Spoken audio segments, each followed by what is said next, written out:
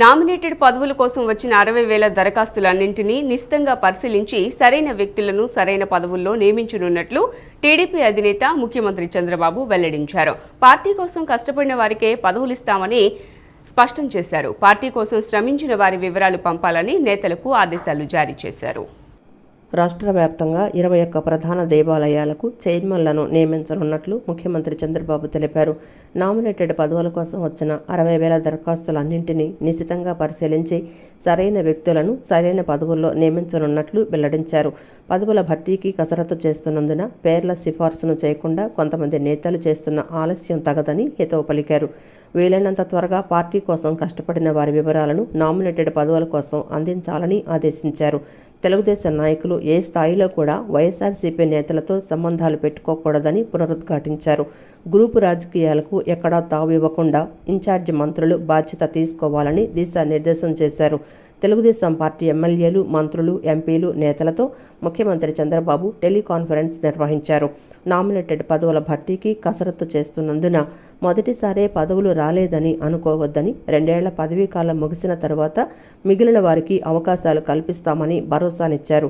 ఇప్పటికే పదవులు తీసుకున్న వారి ప్రతిభను పర్యవేక్షిస్తున్నట్లు తెలిపారు.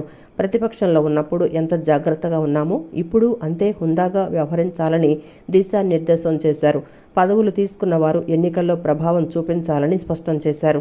తెలుగుదేశం నాయకులు ఏ స్థాయిలో కూడా వైఎస్ఆర్సీపీ నేతలతో సంబంధాలు పెట్టుకోకూడదనే విషయాన్ని తాను చెప్తుంటే వైఎస్ఆర్సీపీకి ఓటు వేసిన వారికి పథకాలు ఇవ్వొద్దని చెప్పినట్లు ఆ పార్టీ నేతలు తప్పుడు ప్రచారం చేస్తున్నారని ఆగ్రహం వ్యక్తం చేశారు. సంక్షేమ కార్యక్రమాల అమల్లో వివక్షత ఉండదని చంద్రబాబు స్పష్టం చేశారు. పార్టీలకు అతీతంగా పథకాలు అందజేస్తున్నామన్నారు. సంక్షేమ పథకాలు వేరు, రాజకీయపరమైన సంబంధాలు వేరని వివరించిన సీఎం వైఎస్ఆర్సీపీ వారిని దరి చేరనివ్వవద్దని తేల్చి చెప్పారు. జిల్లా ఇన్ఛార్జి మంత్రులు వారి జిల్లాల్లో పర్యటనల సంఖ్య పెంచాలని ఆదేశించారు. జనసేన పార్టీకి 11వ సంవత్సరమని, వైఎస్ఆర్సీపీకి 11 సీట్లకు అంకితం చేశామని జనసేన అధినేత పవన్ కళ్యాణ్ ఎద్దేవా చేశారు. రాజకీయాల్లో ఉండేందుకు సైద్ధాంతిక విధానాన్నే ఎంచుకున్నామని పవన్ తెలిపారు. సమాజంలో మార్పు కోసం వచ్చానని, ఓట్ల కోసం కాదని స్పష్టం చేశారు. ఓడిన అడుగు ముందుకే వేశామని జనసేన అధినేత ఉప ముఖ్యమంత్రి పవన్ కళ్యాణ్ అన్నారు. జనసేన పార్టీ 12వ ఆవిర్భావ దినోత్సవం సందర్భంగా కాకినాడ జిల్లా పిఠాపురం మండలం చిత్రాడలో ఏర్పాటు చేసిన జయకేతనం సభలో పవన్ కళ్యాణ్ మాట్లాడారు.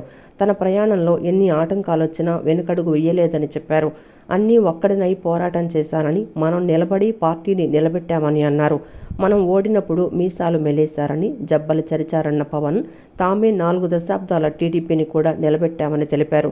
మన కార్యకర్తలను, వీర మహిళలను అనేక బాధలు పెట్టారని, తనను అణిచివేసేందుకు అనేక కుట్రలు చేశారని పేర్కొన్నారు.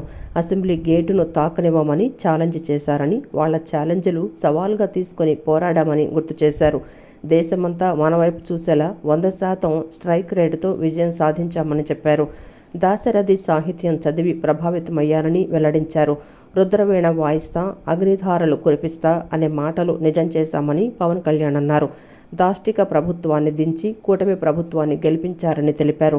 జనసేన జన్మస్థానం తెలంగాణ, కర్మస్థానం ఆంధ్రప్రదేశ్ అని పవన్ పేర్కొన్నారు. నా తెలంగాణ కోటి రతనాల వీణ అని పవన్ కళ్యాణ్ అన్నారు.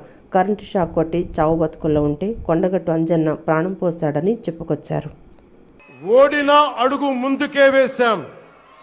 మనం నిలబడ్డాం, పార్టీని నిలబెట్టాం. మనం నిలదొక్కుకున్నాం.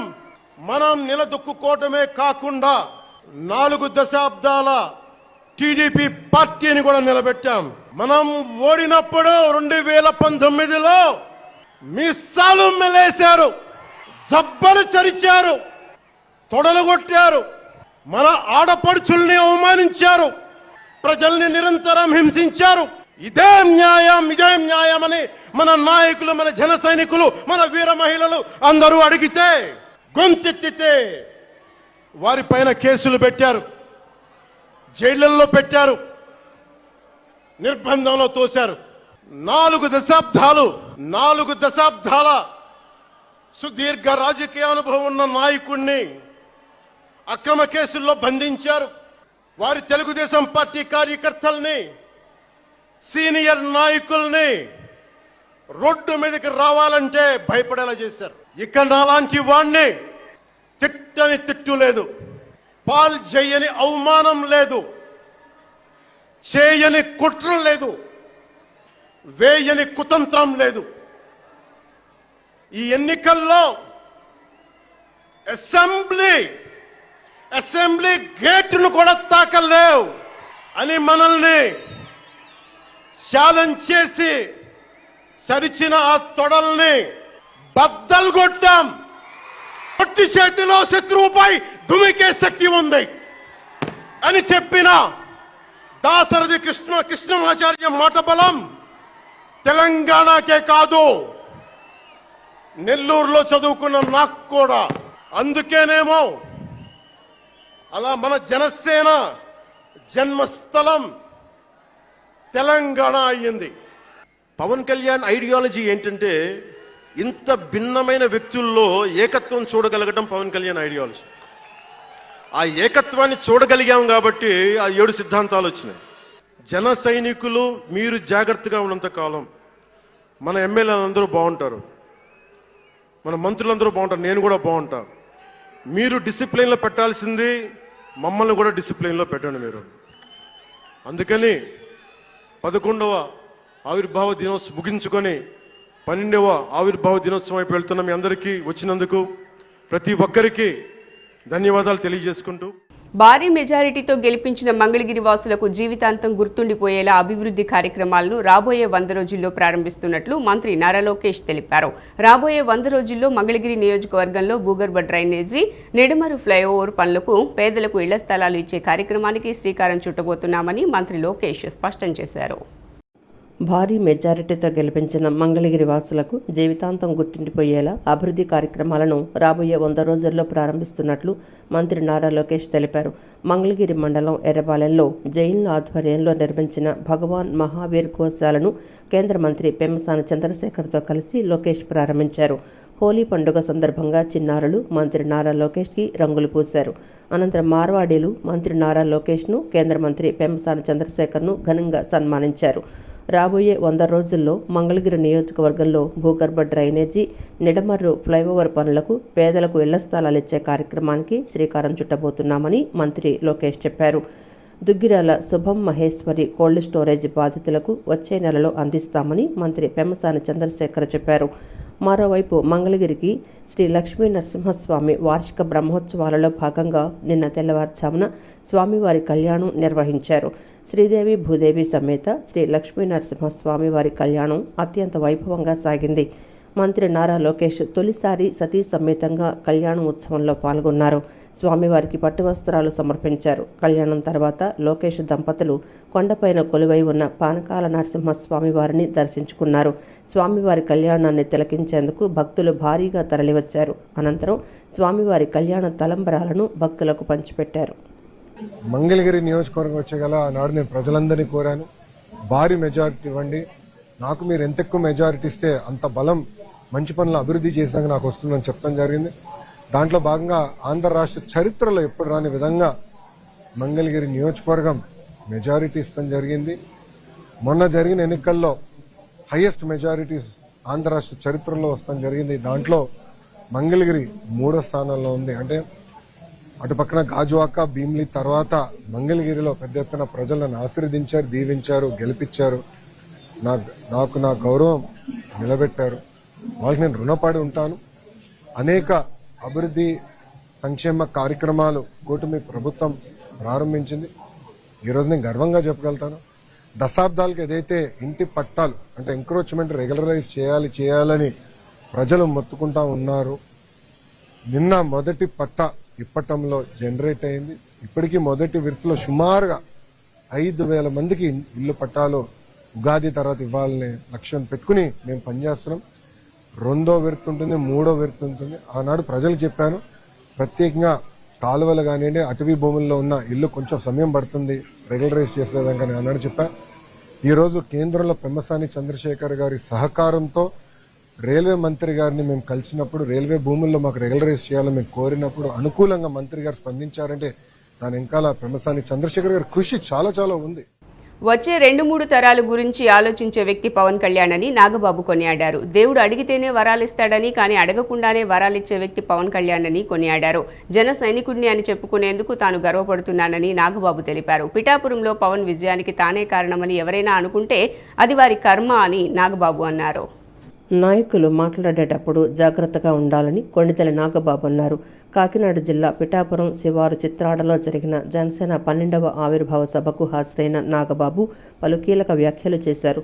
ఇష్టం వచ్చినట్లు మాట్లాడితే ఏం జరుగుతుందో అందరూ చూశామని, నోటు దురుసు ఉన్న నేతకు ప్రతిపక్ష హోదా కూడా దక్కలేదని అన్నారు. రాజకీయాల్లో జాగ్రత్తగా మాట్లాడాలని పవన్ కళ్యాణ్ చెప్పారని తెలిపారు. జగన్ లాంటి హాస్య నటుడు ఎన్నో కలలు కన్నారని, కానీ అవన్నీ కలలుగానే ఉన్నాయని విమర్శించారు. ఇటీవల జగన్ చేసిన వ్యాఖ్యలు హాస్యాస్పదంగా ఉన్నాయని నాగబాబు ఎద్దేవా చేశారు. మరో 20 ఏళ్ల వరకు కలలు కంటూనే ఉండాలని జగన్కు సలహా ఇస్తున్నట్లు నాగబాబు తెలిపారు. పిఠాపురం ప్రజలు జన సైనికులకు తామంతా రుణపడి ఉన్నామని అన్నారు. పిఠాపురంలో ఘన విజయం సాధిస్తాడని పవన్కు ముందే తెలుసని వివరించారు. పవన్ పుట్టేటప్పుడు కూడా తల్లికి నొప్పి, బాధ తెలియనివ్వలేదని నాగబాబు వ్యాఖ్యానించారు. ప్రజల బాగోగులు చూసే వ్యక్తి పవన్ కళ్యాణ్ అని తెలిపారు.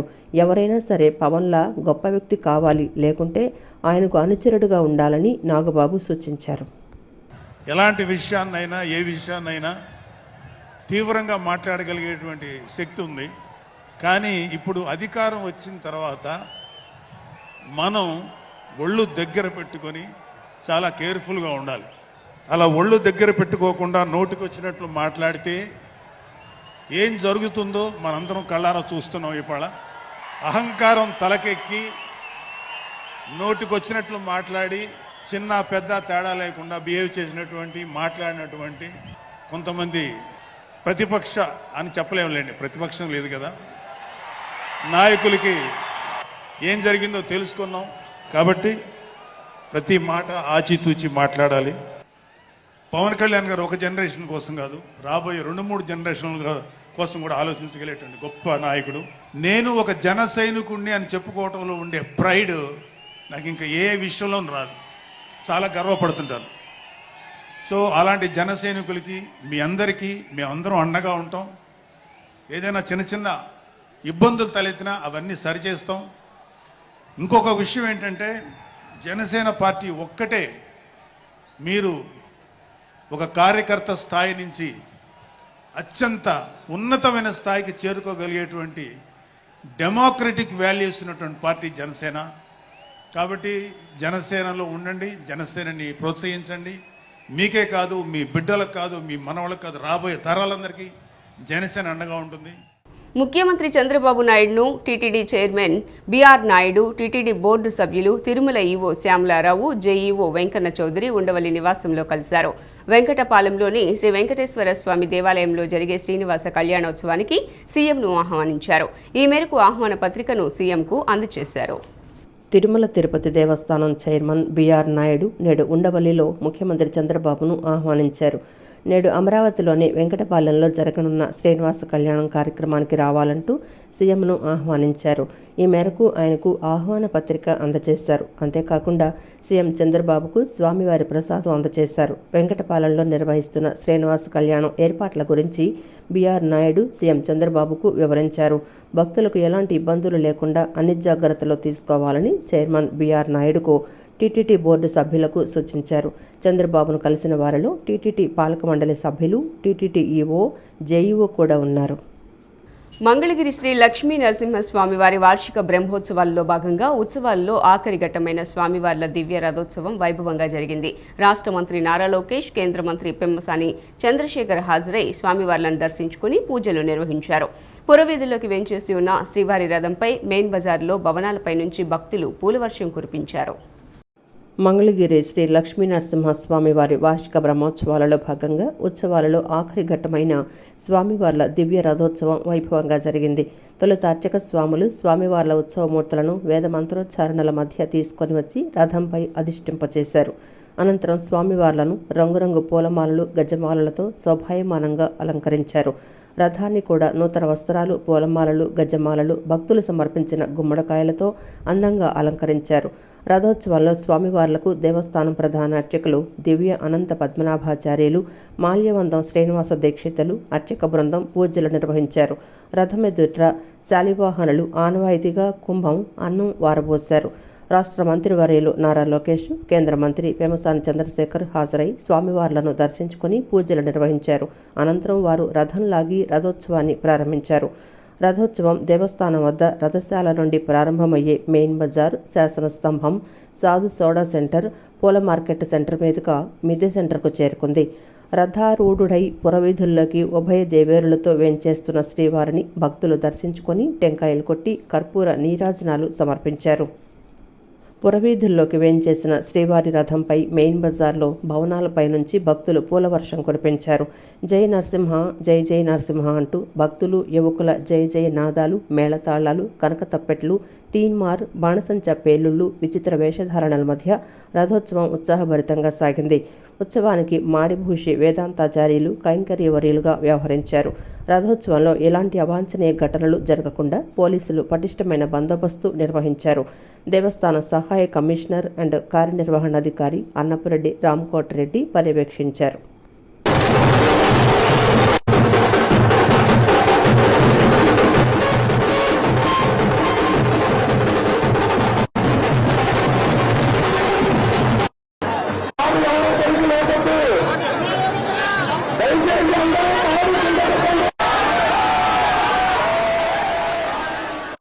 ఎన్ని కష్టాలు వచ్చినా, అవమానాలు ఎదురైనా జనసేన ఎప్పుడూ ప్రజల పక్షానే నిలబడిందని జనసేన పీఎస్సీ చైర్మన్ మంత్రి నాదెండ్ల మనోహర్ అన్నారు.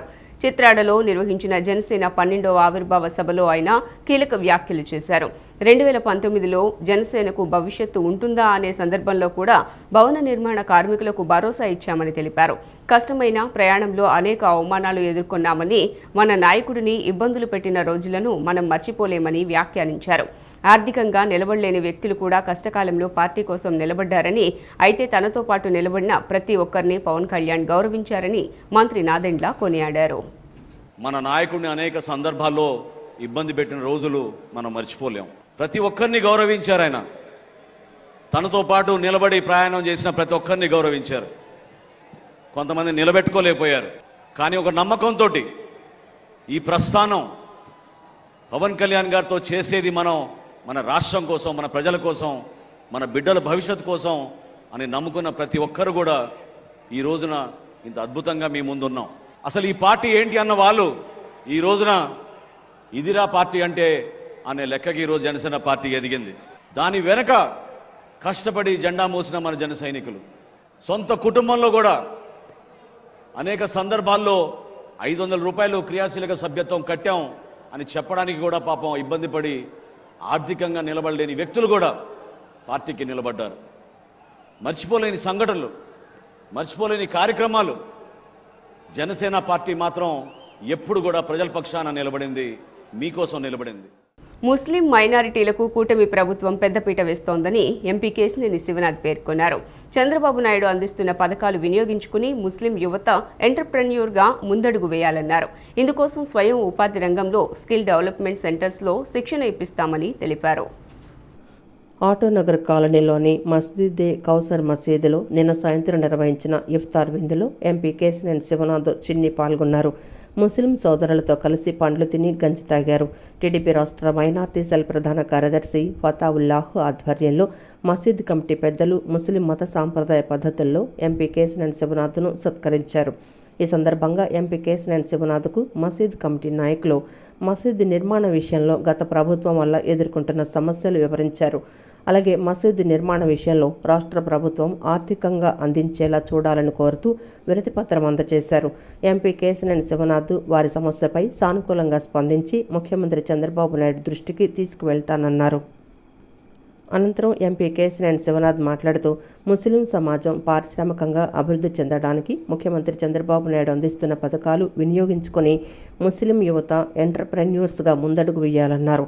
ఇందుకోసం స్వయం ఉపాధి రంగంలో స్కిల్ డెవలప్మెంట్ సెంటర్స్లో శిక్షణ ఇప్పిస్తానని తెలిపారు. ముస్లింస్ అందరికీ రంజాన్ మాస శుభాకాంక్షలు తెలిపారు. ఎన్నికల ముందు ఇచ్చిన మాట ప్రకారం సమస్యలు లేని నియోజకవర్గంగా సెంట్రల్ను తీర్చిదిద్దడమే తమ లక్ష్యమని ఎమ్మెల్యే బోండా ఉమామహేశ్వరరావు స్పష్టం చేశారు. ఎన్ని వర్గాలకు మేలు చేకూర్చే విధంగా కూటమి ప్రభుత్వం కృషి చేస్తోందని హామీ ఇచ్చారు. విజయవాడ సెంట్రల్ నియోజకవర్గం 63, 64 డివిజన్ రాజీవ్ నగర్ కొత్త రోడ్డు మరియు Kandrika main road, main drain మరియు కల్వర్ట్ల నిర్మాణం పనులకు ఎమ్మెల్యే బోండా ఉమామహేశ్వరరావు శంకుస్థాపన చేశారు. ప్రత్యేక పూజలు నిర్వహించి శిలాఫలకాన్ని ఆవిష్కరించారు.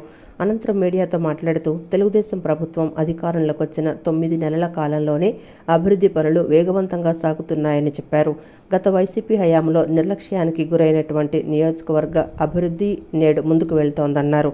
పేద ప్రజలు అధికంగా నివసించే 63, 64 డివిజన్లలో డ్రైనేజీ పనులు ప్రారంభించడం వలన వర్షాలు వరదలొచ్చినా ప్రజలకు ఎటువంటి ఇబ్బంది రాదన్నారు.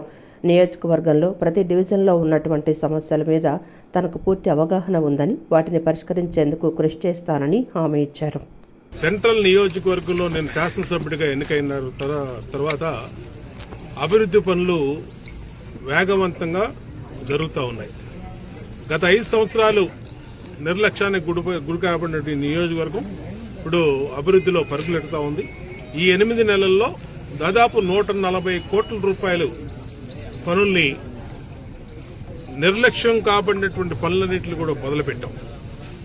గతంలో నేను శాసనసభ్యుడిగా ఉన్నప్పుడు ఎల్ఎన్టీ డ్రైన్స్ అన్నింటిని కూడా ఆ రోజు సెంట్రల్ గవర్నమెంట్ ఇచ్చిన నిధులు 500 కోట్లు అయితే దాంట్లో 150 కోట్లు కేవలం ఎల్ఎన్టీ డ్రైన్స్ కోసం విజయవాడ సెంట్రల్ నియోజకవర్గానికి ఆ రోజు తీసుకొచ్చాం. అనేక డ్రైన్లని ఆ రోజు మొదలుపెట్టాం. దాదాపు 120 కోట్ల రూపాయల పనుల్ని పూర్తి చేయగలిగాం. మిగతా ఏదైతే ప్రభుత్వం మారినాక పెండింగ్ లో పెట్టేసినటువంటి పనులన్నింటిని కూడా మళ్ళీ అధికారులతో సమీక్షించాం. మళ్ళీ అధికారులతో టెండర్లు పిలిపించి ఇవాళ వేగవంతంగా ఆ పనులన్నింటిని కూడా మొదలు పెడతాం వల్ల ఈ ప్రధానమైనటువంటి డ్రైనేజీ సమస్య తీరబోతా ఉంది. ఎందుకోసం అంటే ఈ రాజీవ్ నగరు అలాగే 63, 64 డివిజను ప్రాంతాల్లో ఈ ప్రధానంగా కొరవ ఉన్నటువంటి ఈ డ్రైన్లు పూర్తయితే ఈ డ్రైనేజీ నీళ్లన్నీ కూడా డైరెక్ట్ గా కండ్రిగా సెంటర్ నుంచి 33 తుమ్ములు అంటే ఊరవతలకు వెళ్ళిపోయే పరిస్థితి ఉంది. రేపు వరదలు వచ్చినా, రేపు అధిక వర్షాలు పడినా, ఇంకోటి వచ్చినా ఇబ్బంది లేకుండా దీన్ని వేగవంతంగా పూర్తి చేయడానికి 14 కోట్ల రూపాయలతో ఇవాళ బ్యాలెన్స్ వర్కుల్ని పిలవగలిగాం. దీంట్లో ఈ ఎల్ఎన్టీ మెయిన్ డ్రైన్ ఏదైతే రాజీవ్ నగర్ కట్ట దగ్గర ఉన్నటువంటి డ్రైను ఇది 7 కోట్ల రూపాయలతో దీన్ని ఇవాళ మా స్థానిక కార్పొరేటర్ మా సోదరి మోదుగుల తిరుపతి గారి చేతుల మీదుగా ఇవాళ శంకుస్థాపన. శ్రీనివాస కళ్యాణంపై అమరావతి గ్రామాల్లో టీటీడీ ప్రచార రథం ద్వారా పెద్ద ఎత్తున ప్రచారం నిర్వహిస్తున్నట్లు టీడీపీ నేత దేవినేని ఉమా అన్నారు. భక్తులు సులభతరంగా స్వామివారిని దర్శించుకునేలా టీటీడీ ఏర్పాట్లు చేస్తున్నట్లు తెలిపారు. ముఖ్యమంత్రి నారా చంద్రబాబు నాయుడు ఆదేశాల మేరకు శ్రీనివాస కళ్యాణోత్సవం అనంతరం అమరావతి పనుల నిర్మాణాన్ని అంకురార్పణ చేస్తామని తెలిపారు. రాజధాని అమరావతి పరిధిలోని వెంకటపాలెంలో గల శ్రీవారి ఆలయంలో నేడు శ్రీనివాస కళ్యాణోత్సవం అత్యంత వైభవంగా నిర్వహించడానికి తిరుమల తిరుపతి దేవస్థానం అధికారులు ఏర్పాట్లు చేపట్టారు. ఉత్సవాలకు ముఖ్యమంత్రి చంద్రబాబు నాయుడు హాజరు కానున్నారు. కాగా నిన్న తెలుగుదేశం పార్టీ రాష్ట్ర ప్రధాన కార్యదర్శి మాజీ మంత్రి దేవినేని ఉమామహేశ్వరరావు వెంకటపాలెంలో గల శ్రీవారి ఆలయంలో స్వామివారిని దర్శించుకుని ప్రత్యేక పూజలు నిర్వహించారు. 2018లో నారా చంద్రబాబు ఈ ఆలయ నిర్మాణానికి వెంకటపాలెంలో 25 ఎకరాల స్థలాన్ని కేటాయించారని, 2019లో శంకుస్థాపన చేశారని దేవినేని ఉమ గుర్తు చేశారు. శ్రీనివాస కళ్యాణంపై అమరావతి గ్రామాల్లో టీటీడీ ప్రచారం రథం ద్వారా పెద్ద ఎత్తున ప్రచారం నిర్వహిస్తున్నట్లు చెప్పారు. భక్తులకు ఇబ్బంది తలెత్తకుండా కళ్యాణ వేదిక పరిసరాలలో అవసరమైన గ్యాలరీలు, క్యూలైన్లు ఏర్పాటు చేసినట్లు చెప్పారు. భక్తులు సులభతరంగా స్వామివారిని దర్శించుకునేలా తిరుమల తిరుపతి దేవస్థానం ఏర్పాట్లు చేస్తున్నట్లు తెలిపారు. ముఖ్యమంత్రి నారా చంద్రబాబు నాయుడు ఆదేశాల మేరకు శ్రీనివాస కళ్యాణోత్సవం అనంతరం అమరావతి పనుల పునర్నిర్మాణానికి అంకురార్పణ చేస్తారన్నారు. కృష్ణా జిల్లా కాంకిపాడు మండలం Edupugallu Ambedkar IIT medical academy విద్యార్థులు ఆందోళనకు దిగారు. అకాడమీ క్యాంపస్ ప్రాంతాన్ని మారుస్తూ అధికారులు తీసుకున్న నిర్ణయానికి వ్యతిరేకంగా రోడ్డుపై బైఠాయించారు. ప్లకార్డులు ప్రదర్శిస్తూ నినాదాలు చేశారు. కోచింగ్ పూర్తి కావడానికి ఇంకా సంవత్సరం ఉండటంతో ఇలాంటి పరిస్థితుల్లో క్యాంపస్ను మారిస్తే చదువులకు ఇబ్బంది కలుగుతుందని విద్యార్థులు ఆందోళన చెందుతున్నారు. ఈడుపుకల్లులో ఐఐటి విద్యార్థులు ఆందోళనకు దిగారు. ఐఐటి మెడికల్ అకాడమీని మూసివేస్తూ విద్యాశాఖ నిర్ణయం తీసుకుంది. దీంతో 600 మంది మొదటి సంవత్సరం విద్యార్థుల పరిస్థితి అగమ్యగోచరంగా మారింది. అయితే అకాడమీ యాజమాన్యం మాత్రం ఫస్ట్ ఇయర్ విద్యార్థులను మరో ఐఐటి క్యాంపస్లోకి తీసుకుంటామని చెప్పడంతో విద్యార్థులు ఆగ్రహం వ్యక్తం చేశారు. ఈ ఏడాది ఈడుపుగల్లు ఐఐటి మెడికల్ అకాడమీలోనే కొనసాగించాలని డిమాండ్ చేస్తూ విద్యార్థులు వారి తల్లిదండ్రులు ఆందోళనకు దిగారు. విషయం తెలుసుకున్న అధికారులు విద్యార్థులు వారి తల్లిదండ్రులతో మాట్లాడారు.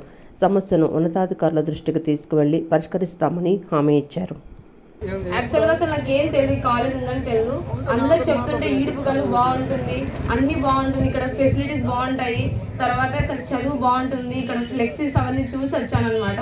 అసలు నాకు ఎలాంటి గోల్ ఉండేది కాదు, కానీ ఇక్కడికి వచ్చిన తర్వాత ఖచ్చితంగా నేను సాధించాలి నీట్ అని అనుకునే వచ్చాను. కానీ ఇలా మా జీవితాలతో ఆడుకుంటున్నందుకు నాకు అసలు నచ్చట్లేదు.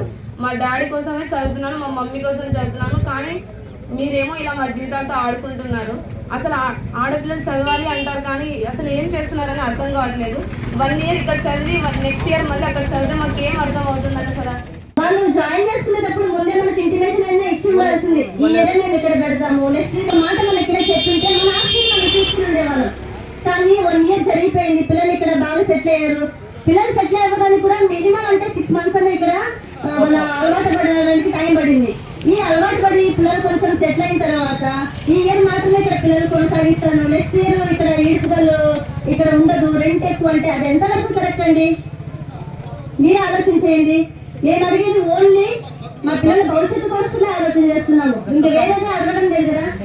ఈ ఒక్క సంవత్సరం మాకు పెట్టండి, తర్వాత నెక్స్ట్ ఇయర్ జాయిన్ చేసుకోవద్దండి, పిల్లల్ని క్లోజ్ చేసుకోండి, మేము కూడా దానికి అంగీకరిస్తాం. కానీ ఇట్లా బంగారు లాంటి ఆడపిల్లల భవిష్యత్తు ఇస్తున్నారు ఇక్కడ, దానికోసమే కదా మనం అంతా తాపత్రపడేది. అంత కష్టపడి విజయవాడకి వస్తాను ఎందుకు? అంత పెద్ద పేరు చూసి రాలే మేము. ఐఐటి మెడికల్ అకాడమీ ఆ ఒక్క పేరు చూసి అక్కడ వచ్చి రిజల్ట్ చూసి వచ్చాం. స్టార్టింగ్ అప్లికేషన్ మేము వచ్చినప్పుడు అసలు క్యాంపస్ చూడలేదు, కనీసం అక్కడ ఏం ఫెసిలిటీస్ ఉంటాయి, వాటర్ ఎలా ఉంటాయి, కనీసం డార్మెంట్స్ ఎలా, క్లాస్ రూమ్స్ ఎలా ఉంటాయి, అది ఏమీ చూడలేదు. అక్కడున్న ఒక బోర్డ్ ఫ్లెక్స్ వేశారు అక్క వాళ్ళు, మా సీనియర్స్ అక్క వాళ్ళు రిజల్ట్ వేశారు. ఆ ఒక్కటి చూసాం, ఎంతమంది వచ్చాయి, ఎంతమంది చెప్తున్నారు, అక్కడ అంతమంది ఉన్నారంటే ఫ్యాకల్టీ ఎంతమంది చెప్పింటారు అని అదొక్కటి చూసి వచ్చాము మేము. అలాంటిది మమ్మల్ని ఇప్పుడు 1 ఇయర్ ఇక్కడ, ఇంకో ఇయర్ అక్కడ చదివిస్తే మేము ఏమేమి పోవాలి? ఇక్కడ 1 ఇయర్, మళ్ళీ అక్కడ 1 ఇయర్, ఈ అడ్జస్ట్మెంట్లోనే టైం గడిచిపోతుంది. ఎప్పుడు మేము చదివేది, ఎప్పుడు మేము నీట్ క్రాక్ చేయాలి? సిటీ న్యూస్ ఇంతటితో సమాప్తం. తిరిగి వార్తల్లో మళ్ళీ కలుద్దాం. అంతవరకు సెలవు, నమస్కారం.